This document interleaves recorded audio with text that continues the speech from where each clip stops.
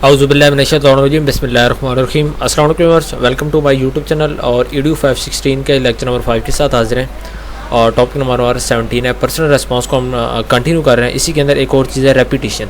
ठीक है, रेपिटेशन नाम से ज़ाहिर हो रहा है कि रेपिटेशन क्या होती है कि किसी भी चीज़ को जब आप रिपीट करते हैं बार बार। ठीक है, अब ये काम स्कूलिंग के अंदर टीचर्स करते हैं आमतौर पर और इसको टीचर की करैक्टरिस्टिक्स कहा जाता है। ठीक है, टीचर की खसूसियात के अंदर ये चीज़ शामिल होती है रेपिटेशन। ठीक है, बच्चे भी करते हैं लेकिन आम तौर पर जो रेपिटेशन होती है इसको जो टीचर्स होते हैं उनकी खसूसियात में शामिल किया जाता है और ये कहा जाता है कि जो रेपिटेशन है ये टीचर की खसूसियात में शामिल है। यहाँ पे लिखे भी हुए है। ठीक है, repetition is the characteristics of teachers, they are known by repeating the words and sentences, this is an important thing for them to do, it makes the student sure about something. ठीक है, इससे फ़ायदा क्या होता है कि इससे जब एक टीचर बार बार एक ही चीज़ को रिपीट करेगा तो इससे जो यानी कि बेयकीनी की सूरत हाल होती है वो वहाँ से एलिमिनेट हो जाती है, ख़त्म हो जाती है। तो उसके बाद फिर जो बच्चे होते हैं उनको यकीन हो जाता है कि ये बात वाकई ऐसी है कि अगर टीचर बार बार ये बात कर रहा है। ठीक है, अब अगर आपको टीचर बार बार एक ही बात कहता है कि ये चीज़ इंपॉर्टेंट है, ये चीज़ इंपॉर्टेंट है, 3-4 दफ़े एक बात कह देता है कि ये चीज़ इंपॉर्टेंट है। ठीक है, तो उसके बाद बच्चों को लगने लग जाता है कि ये यार ये चीज़ वाकई इंपॉर्टेंट है और ये ऐसा लग रहा है कि ये पेपर में आएगी। तो रेपिटेशन से ये चीज़ होती है, मतलब कि उनकी जो बेयकीनी की सूरत हाल होती है वो ख़त्म हो जाती है। उसके बाद उनको यकीन हो जाता है कि हाँ जो टीचर बात कर रहा है वाकई ऐसा है क्योंकि टीचर उसको बार बार रिपीट कर रहे हैं। तो पर्सनल रेस्पॉन्स के अंदर जो रेपिटेशन होती है इसका रोल भी बहुत ज़रूरी होता है और बहुत इंपॉर्टेंट रोल होता है। ठीक है, उसके बाद नेक्स्ट है टॉपिक 18 है पंक्चुएशन। पंक्चुएशन क्या होती है? Punctuation is something that we as a teacher usually ignore. ठीक है, पंक्चुएशन एक मतलब कि समथिंग एक चीज़ है जिसको आम तौर पर हम लोग एज ए टीचर इसको क्लासरूम के अंदर इग्नोर कर देते हैं। ठीक है, जबकि हम क्या करते हैं, हम बच्चों से एक्सपेक्ट करते हैं कि बच्चे अपनी राइटिंग के अंदर, ठीक है, रिटन वर्क के अंदर जो उनकी मतलब कि पंक्चुएशन है उसको अच्छे अंदाज में यानी कि यूज़ करेंगे। लेकिन इसका यानी कि जो पंक्चुएशन होती है इसको जो टीचिंग करने का तरीक़ाकार होता है इसका सबसे बेहतरीन तरीका ये होता है कि आप बार बार बच्चों को कहें कि जब भी आप रीडिंग कर रहे हैं, कोई भी टेक्स्ट को आप रीड कर रहे हैं, ठीक है, तो उस टेक्स्ट के अंदर जहाँ पे जो पंक्चुएशन मार्क्स को यूज़ किया गया है आप उनको अच्छे अंदाज में देखें कि कौन सा जो पंक्चुएशन मार्क्स है वो कहाँ पे यूज़ हो रहा है। अगर एज ए स्टूडेंट आपको नहीं समझ आ रही तो आप टीचर से पूछें और टीचर का काम बनता है कि बच्चों को इनकरेज करे। ठीक है, बच्चों को फ्री हैंड दिया जाए कि अगर आपको कहीं पे मसला बनता है, अगर आपको कहीं पे एक पंक्चुएशन मार्क की समझ नहीं आती कि इस यानी कि इस पंक्चुएशन मार्क का क्या मतलब है और इसको हमने कैसे यूज़ करना है, कहीं पे कोई भी आपको पंक्चुएशन के रिलेटेड कन्फ्यूजन हो रही है तो आपको चाहिए कि आप मुझसे पूछें। ठीक है, ये चीज़ आप एज ए टीचर क्लासरूम में बच्चों को इनकरेज करें।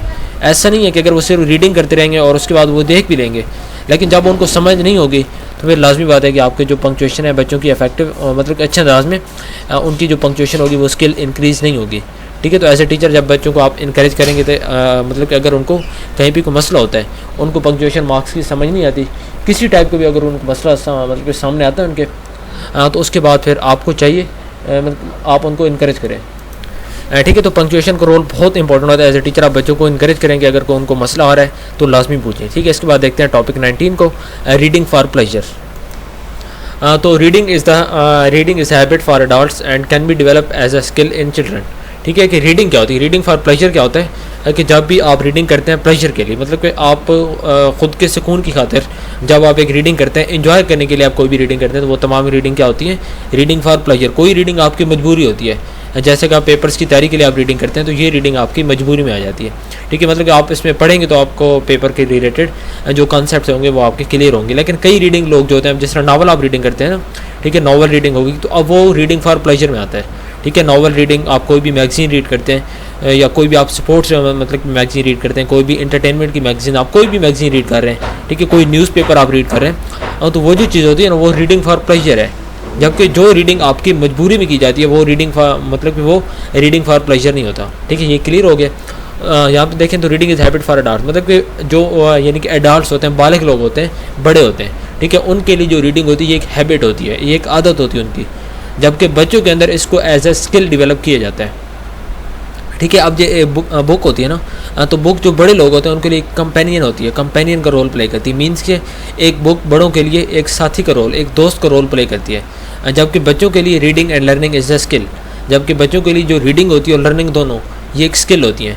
लेकिन वो साथ साथ इसको कई बच्चे इंजॉय भी करते हैं। They can look up the meanings of difficult words, तो वो मतलब कि अगर उनके पास बुक हर टाइम मौजूद है तो उनको कहीं भी अगर कोई मसला आ रहा है, ठीक है, लाइक डिक्शनरी उनके पास कहीं पे मौजूद है, और उसके बाद अगर वो कहीं पे कोई मतलब कि बात कर रहे हैं, कहीं पे जा रहे हैं, ट्रैवलिंग कर रहे हैं, कहीं भी फैमिली में बैठे हुए हैं, तो कहीं पे उनको मसला आएगा, उसी टाइम अपनी डिक्शनरी निकालेंगे और सिंपली देखेंगे, और तो डिक्शनरी में अपना मतलब देखेंगे, जो लफ्ज़ को उनको मतलब कि कन्फ्यूजन होगी। तो यही काम एडल्ट्स भी करते हैं, ठीक है। एडल्ट्स के बाद आजकल तो आपको पता है कि यानी कि जो डिक्शनरीज होती है मोबाइल्स के अंदर आ गई हैं, तो काफ़ी लोग उनको यूज़ कर रहे हैं, लेकिन फिर भी वो है तो डिक्शनरी ही, तो रीडिंग फॉर प्लेजर के अंदर ये चीज़ आ जाती है। उसके बाद यहाँ से देखें आप, ठीक है, we tend to learn more if we are stress free, ठीक है, कि जब हम लोग स्ट्रेस फ्री होते हैं, जब हमारा माइंड बिल्कुल फ्रेश होता है, तो उस टाइम हम ज़्यादा जल्दी और ज़्यादा अच्छे अंदाज में, ठीक है, मतलब कि लर्निंग करते हैं, और हमारा फोकस होता है वो भी लर्निंग पे ज़्यादा होता है। लेकिन जब अगर हम टेंशन में होते हैं, ठीक है, मतलब कि आपको कोई भी टेंशन हो, तो आप कभी भी उस टाइम बुक को नहीं खोलेंगे, आप कभी भी उस टाइम डिक्शनरी को नहीं खोलेंगे, कभी भी उस टाइम मैगज़ीन, नावल, इवन के कई दफ़े इस तरह होता है कि मतलब कि इंसान टेंशन में होता है, लेकिन फिर वो बाज़ औक़ात रीडिंग फॉर प्लेजर करता है, लेकिन जो मजबूरी की तहत रीडिंग है वो उस टाइम भी नहीं की जाती। हाँ, नावल ज़रूर पढ़े जाते हैं, वहाँ पे मैगज़ीन्स पढ़ी जाती हैं कि जब आप टेंशन में होते हैं तो आप कहते हैं कि चलें यार, टेंशन को ख़त्म करने के लिए मैं इस चीज़ को पढ़ता हूँ, ठीक है। तो जब आप स्ट्रेस फ्री होते हैं, लेकिन ज़्यादा ये कहा जाता है कि जब आप यानी कि स्ट्रेस फ्री होते हैं तो ज़्यादा जो रीडिंग अफेक्टिव होती है उस टाइम होती है, लेकिन जब आप स्ट्रेस फ्री नहीं होते, आपको स्ट्रेस होता है, ठीक है, किसी बात की आपको टेंशन होती है, तो उसके बाद भी आप रीडिंग करते हैं, तो वो रीडिंग फॉर प्लेजर में आती है, ठीक है। तो उसके बाद eight primary level student need guidance इन सेलेक्टिंग अप्रोप्रिएट बुक्स, ठीक है। एट प्राइमरी लेवल के यानी कि बच्चों को गाइडेंस चाहिए होती है टीचर की तरफ से और पेरेंट्स की तरफ से कि कौन सी बुक्स को बाय करें, कौन सी बुक्स बच्चों के लिए हेल्पफुल है। मतलब कि रीडिंग फॉर प्लेजर तो करना है, लेकिन अब इनमें बुक्स की सिलेक्शन भी बड़ा इंपॉर्टेंट रोल प्ले करती है। प्राइमरी के बच्चों को नहीं पता होता कि उसके लिए कौन सी बुक्स ज़्यादा बेहतर है, ठीक है। तो इस सिलसिले में वालिदैन और उसके बाद टीचर का रोल बहुत इंपॉर्टेंट होता है कि बच्चे को बताते हैं कि बेटा ये बुक आपके लिए बेस्ट है, और ये बुक मतलब कि ईज़िली मार्केट में अवेलेबल होगी, तो ये बुक हम ले सकते हैं। उसके बाद मतलब कि बुक को बाय करने के लिए भी अपने जो फाइनेंशियल रिसोर्स होते हैं उनको पेरेंट्स आमतौर पर माइंड में रखते हैं, और टीचर को भी चाहिए कि वो भी माइंड में रखे, बच्चों को कोई ऐसी बुक सजेस्ट ना करे जो कि उसके मतलब कि जो फैमिली के फाइनेंशियल रिसोर्स होते हैं उससे बढ़ के हो, ठीक है। ऐसा ना हो कि टीचर को ऐसी बुक बच्चों को सजेस्ट करे कि जिसको बाय करना उस बच्चे के लिए मुश्किल हो, उस बच्चे की फैमिली के लिए मुश्किल हो, ठीक है। तो एज ए टीचर आपको भी चाहिए कि आप क्लासरूम में बच्चों को बुक्स को सजेस्ट लाजमी करें।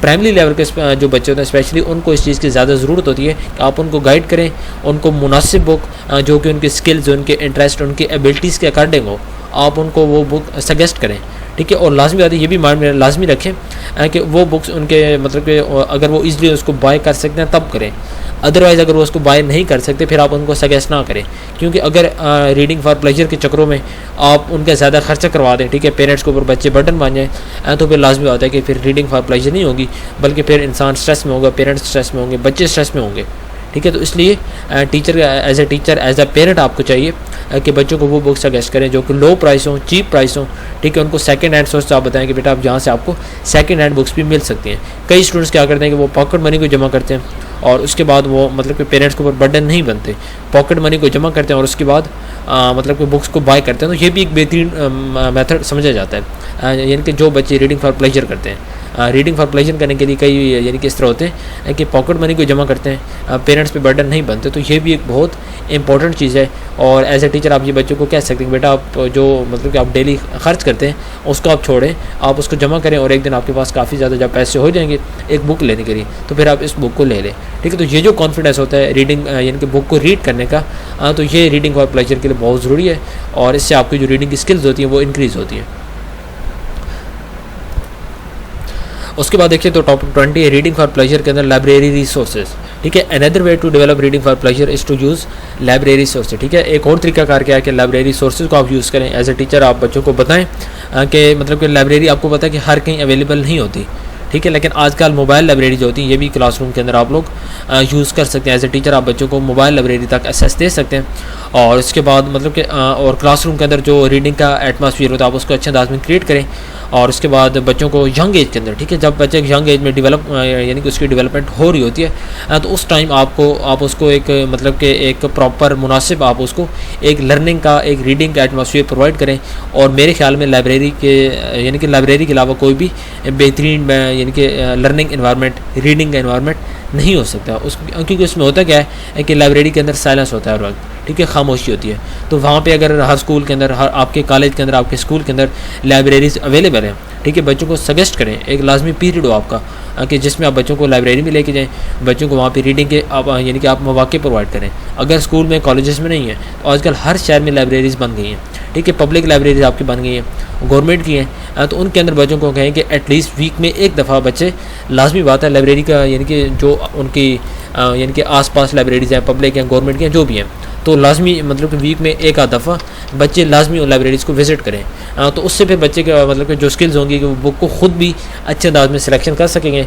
और उसके बाद आजकल तो हर बुक तकरीबन आपको लाइब्रेरी में मिलती है, ठीक है, स्पोर्ट्स की मैगजीन, हर चीज़ आपको लाइब्रेरी में मिलती है जो बड़ी लाइब्रेरीज़ होती हैं, ठीक है। तो इससे बच्चों का जो एक्स्ट्रा नॉलेज होता है वो भी बच्चे मतलब कि गेन करते हैं। और उसके बाद यहाँ पे स्कूल की तरफ से जो लाइब्रेरीज होती हैं इनको सिर्फ स्कूल की हद तक नहीं होना चाहिए, बल्कि इनको बाहर भी, ठीक है, पब्लिक गवर्नमेंट लाइब्रेरीज में आप बच्चों को सजेस्ट करेंगे बेटा आप हफ्ते में एक आध दफ़ा वहाँ पे जाएं, लाजमी विजिट करें, वहाँ पे कोई ना कोई बुक आप बाय करें, ठीक है। अगर बुक बाय भी नहीं, मतलब कि कई ऐसी लाइब्रेरीज हैं जहाँ पे आपको किराए पे बुक मिलती हैं, एक हफ्ते के पेमेंट होती है, आप उनको दे देते हैं, उसके बाद वो आपको बुक देते हैं और बुक को आप रीड करते हैं, ठीक है। तो यही काम भी आप बच्चों को सजेस्ट करेंगे, आप ये काम भी कर सकते हैं अगर आप बाय नहीं कर सकते। तो लाइब्रेरी जो रिसोर्स का रोल होता है ये भी इसमें रीडिंग फॉर प्लेजर के अंदर बहुत इंपॉर्टेंट होता है, ठीक है। तो यहाँ पे हमारा टॉपिक नंबर जो था 20 कंप्लीट हो गया। इसके बाद टॉपिक 21, 22 और 23 को इंशाल्लाह हम नेक्स्ट लेक्चर के साथ कवर करेंगे। लेक्चर काफ़ी लंबा हो गया और उम्मीद करूँ आपको समझ आ गया होगा, ठीक है। मिलते हैं नेक्स्ट वीडियो में, टिल देन अल्लाह हाफिज़।